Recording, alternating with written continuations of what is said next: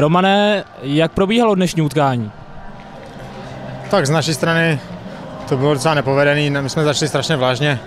Nechávali jsme Budějovicím moc prostoru a když pak necháme prostor Otepkovi a Čirkvinovi a dalším, tak jsme s tím měli problémy, házeli jsme to na poslední chvíli a pak po té 15-20 minuty to už jsme se jakž tak rozehráli, ale jako kdyby jsme se pořád do toho nemohli dostat a ten první poločas jsme tam sice nějakou šanci, nějakou střelu měli, ale z našeho pohledu to bylo špatný a druhý poločas začal lépe, měli jsme tam nějaké šanci, Bratka a Rum tam měli, bohužel jsme to nedali a ještě nakonec můžeme děkovat Jirkovi Lindrovi, že máme bod, protože v posledních 5 minutách si pracovali 3 gólovky a to by se asi nemělo stávat, ale takže můžeme být ještě rádi nakonec za bod.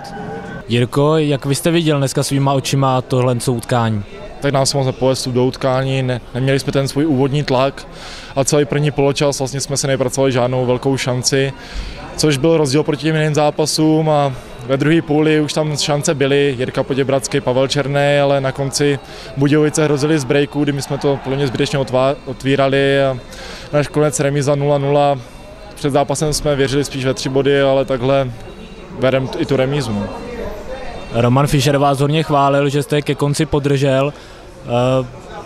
Bylo to vyloženě chytatelné, nebo tam bylo i nějaký štěstíčko? Ne, tak jako ty střely byly víceméně chytatelné, protože 2 směřovaly víceméně na mě, ta Pecková i ta od Hudsona. Takže já si myslím, že ty střely nebyly úplně výborně umístěny na to, abych jako musel předvést nějaký super zákrok, spíš ty střely mě trefovaly, takže já musím v tomhle poděkovat střelcům Budějovic. Hrajeme proti soupeři, který hraje o život. Minulý zápas dokázal doma uhrát 0-0 výsledek z Plzní s minulým mistrem, čili věděli jsme, že nás čeká velice těžké utkání, navíc v dnešním utkání mohli postavit Brezinského do středu obrany, čili ta obrana jejich byla velice koncentrovaná. Bohužel my jsme trošku prospali první poločas, tam jsme se nemohli dostat do tempa, myslím si, že až druhý poločas už jsme dostali soupeře pod tlak, ale ani největší šanci Pavla Černého jsme neproměnili a proto můžeme být rádi, že nakonec Jirka Lindr v závěru vychytal 0.